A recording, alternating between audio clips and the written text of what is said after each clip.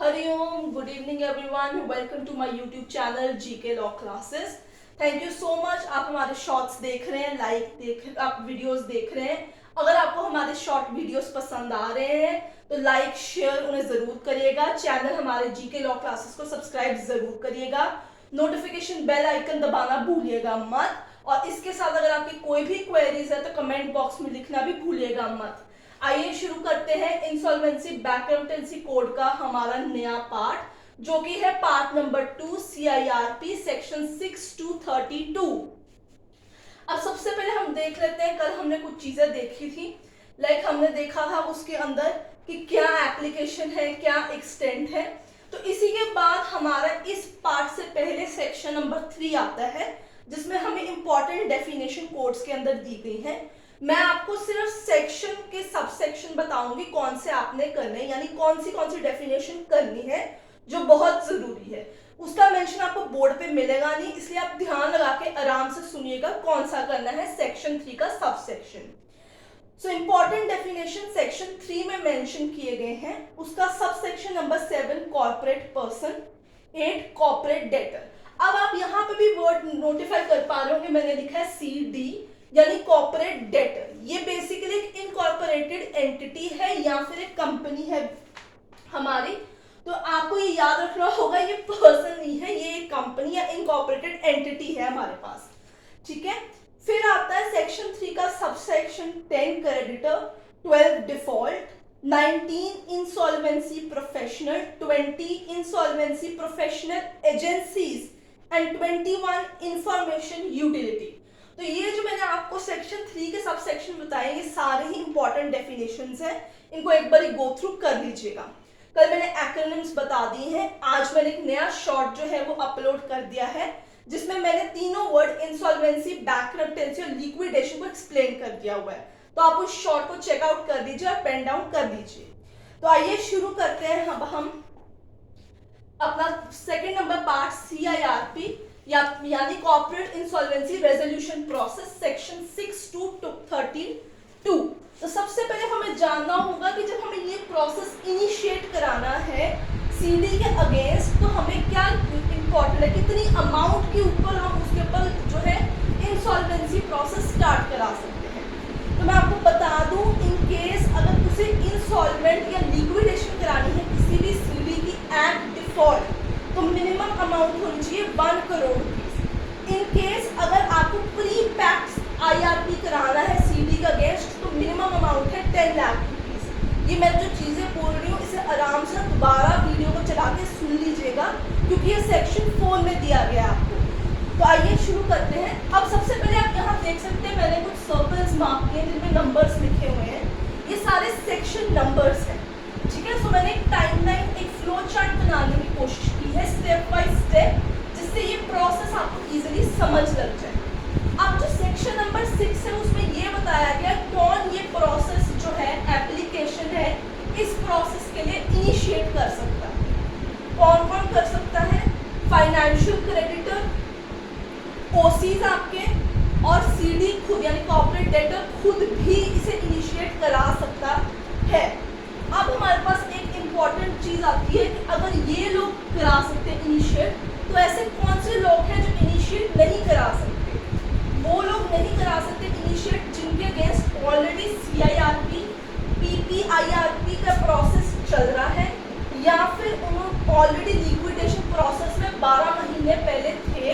ये सारा प्रोसेस वो एप्लीकेशन दायर करने के 12 महीने पहले ऑलरेडी कंप्लीट कर चुके हैं, वो लोग एप्लीकेशन इंस्टीट्यूट नहीं कराएंगे। ये सारी बातें आपको ध्यान में रखनी होगी, तभी आप इस प्रोसेस को समझ सकते हैं।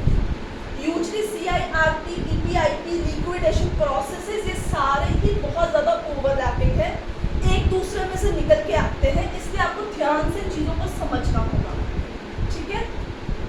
अब आप देख सकते हैं, मैंने ऑलरेडी मेंशन कर दिए वो सेक्शन कौन से हैं, 7, 9, 10। इन तीनों के लिए 3 अलग अलग सेक्शन है। ठीक है। और 3 अलग अलग तरीके से एप्लीकेशन जो है इंस्टीट्यूट करा सकते हैं। अगर मैं FC की बात करूँ, वो खुद बाकी FCs के साथ मिलके on behalf of other FC कोई और पर्सन आके भी एप्लीकेशन जो है स्टार्ट कर सकता है। अब क्वेश्चन आता है किसके पास एप्लीकेशन दायर की जाए, तो वो AA के पास एप्लीकेशन दायर की जाती है। AA यानी एडजुडिकेटिंग अथॉरिटी, ठीक है।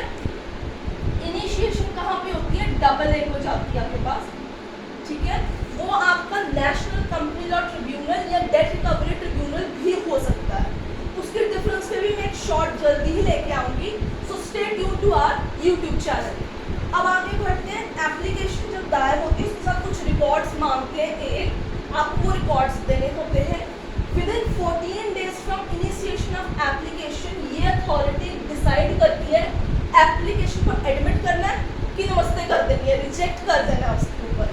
तो ये चीज़ आपको याद रखनी होगी। इसी के तर्ज पे 9 में जो है ओसी एप्लीकेशन AA के पास देता है, जिसमें उसे सबसे पहले बताना होता है कि मैंने भाई CD को आपके पास एप्लीकेशन दायर करने के कुछ दिन पहले जो है 10 दिन पहले एक इनवॉइस डिमांड किया था, उसको एक कॉपी भेजी थी इनवॉइस की कि भाई मेरे पैसे वापस कर दो। इसने नहीं किए, 10 दिन बीत गए, तो वो कॉपी ऑफ इनवॉइस एप्लीकेशन के साथ लगा के AA को भेजेगा। इसी की तरह कॉर्पोरेट एप्लीकेंट यानी CD जो होगा वो भी सेक्शन 10 में जो है एप्लीकेशन AA के पास लेके जाएगा।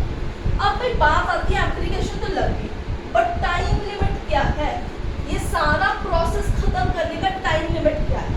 तो सरकार जब ये कोड लेके आई, उनका मेन मुद्दा ये था कि ये जो इंसॉल्वेंसी का प्रोसेस है, ये सारा प्रोसेस ऑफ बाइंडिंग अप है, ड्यूज पेमेंट का प्रोसेस है, ये एक सर्टेन टाइम लिमिट में खत्म हो जाए ताकि किसी को भी कोई समस्या ना हो। तो मैं आपको दिन बता देती हूँ, मैं लिख रही हूँ यहाँ पे 180 डेज, ठीक है।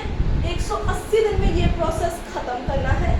बट जो AA अथॉरिटी है वो आपको जो है एक्सटेंशन दे सकता है। इसके अलावा अगर आपके COC कमेटी ऑफ क्रेडिटर्स कह देते कि हमें टाइम चाहिए, तो भी 90 दिन के आसपास और टाइम मिल जाता है। 45 डेज के अकॉर्डिंगली आपको AA एक्सटेंशन मांग करता है और मैक्सिमम टाइम है 330 डेज। 330 दिन में हर हालत के अंदर जो आपका रेजोल्यूशन प्रोसेस है उसको खत्म करना होगा, ठीक है। आपको बताना होगा कि now he has been going to declared as a bankrupt, उसके ड्यूज, उसके एस्टेट को कैसे डिवाइड करना है, सब कुछ क्लियर हो जाना चाहिए। यानी साल के अंदर ही सारा प्रोसेस खत्म हो जाएगा। It won't take more than a year. ये चीज़ आपको याद रखनी है। Time limit is an important part. अब क्या होता है जब आपके पास एप्लीकेशन आती है ना, तो एप्लीकेशन में 12A सेक्शन के अंदर राइट होता है कि आप चाहो तो एप्लीकेशन को विड्रॉ कर दो। कोई कारण हो गया कि आपको लगता है कि you need to withdraw the application, आप कोई और प्रोसेस में जाना चाहते हैं, तो आप एप्लीकेशन जो है विड्रॉ कर सकते हैं। उसमें भी COC की 90% वोट शेयरिंग रिक्वायर्ड होती है। सेक्शन 12A, यहाँ पे 12A आता है आपके पास, ठीक है। अब क्या हो गया, एप्लीकेशन होगी, टाइम लिमिट पता चल गया, विड्रॉवल क्लेम्स हो गए आपके। अब क्या होता है, AA सबसे पहले जो है मोराटोरियम घोषित करता है, स्टे लगाता है। कोई भी प्रोसीडिंग्स नहीं होंगी, कोई डिक्री ऑर्डर कोर्ट पास नहीं करेगी, कोई भी डिक्री की एग्जीक्यूशन नहीं होगी, कोई भी चीज़ उसकी बेची नहीं जाएगी। एक स्टे पीरियड लग जाएगा CD के अगेंस्ट, मोराटोरियम CD के अगेंस्ट लगता है। फिर जो आपके FCs, OCs जिन्होंने भी एप्लीकेशन लगाई होगी वो बताएंगे AA को कि इंटरिम रेजोल्यूशन प्रोफेशनल कौन है, यानी वो प्रोफेशनल कौन है जो इसके स्टेट्स को मैनेज करके बाद में ड्यूज क्लियर कराने में हमारी मदद करेगा। तो नंबर 2 हो गया इंटरिम रेजोल्यूशन प्रोसेस। ये चीज़ हो गई, ये चीज़ हो गई। इसके बाद आती है पब्लिक अनाउंसमेंट, यानी घोषित कर दिया जाता है कि ये बंदा जो है इंसॉल्वेंट है, इसकी बैंकरप्टेंसी का प्रोसेस स्टार्ट हो गया हुआ है, दिवालिया इनडायरेक्टली निकल गया इस बंदे का।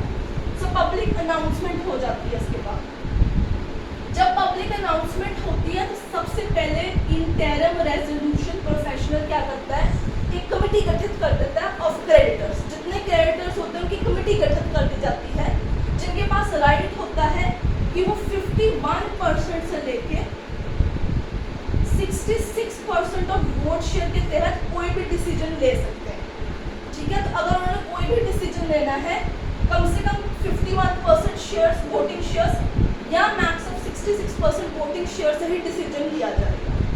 तो ये जब बनते हैं 7 दिन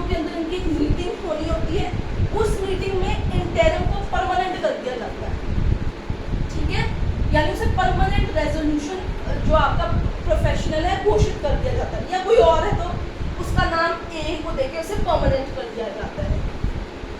अब जब यहाँ पे ये बंदा आ जाता है ना, तो इसकी कुछ जिम्मेदारियां होती हैं, कुछ ड्यूटीज है।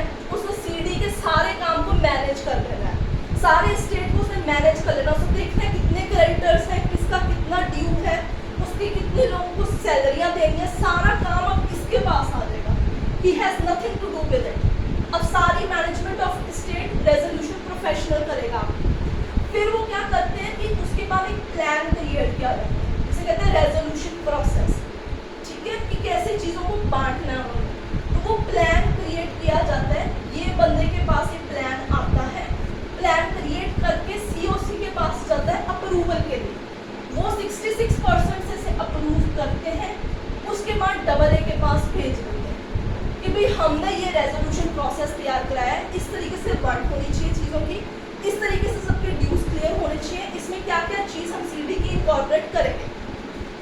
फिर उसके बाद अगर तो डबल ए जो है, जब उसके पास ये चीज़ सबमिशन के लिए आ जाती है, तो अब वो क्या करेगा, तो उसके दो चीज़ें कर सकता है, या तो एडमिट कर देगा या उसे प्लान को रिजेक्ट कर देगा, ठीक है, दो चीज़ें हैं।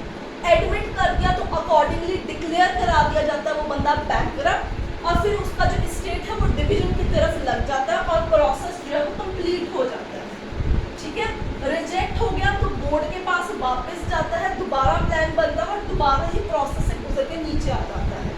तो ये तो भाई आपका हो गया CIR, जो मैंने आज डिस्कस किया पार्ट 2 सेक्शन नंबर 6 से लेकर 32 तक। तो आप सारे सेक्शंस को अच्छे तरीके से पढ़ लीजिए, कोई डाउट है तो कमेंट सेक्शन में बता दीजिए, आराम से उसे स्टडी कीजिएगा, हर सेक्शन को समझने की कोशिश कीजिएगा। The processes are overlapping, but मैं कोशिश करूँगी आपके लिए इसे बाइफरकेट करके ईजी करने के लिए। सो टिल देन आप इसे अच्छे तरीके से रिवाइज कीजिए, पॉज कीजिए, पेन डाउन कीजिए, चैनल को लाइक शेयर सब्सक्राइब करना भूलिएगा मत, वीडियो पसंद आई है लाइक करना भूलिएगा मत। So till then it's me signing for today, thank you.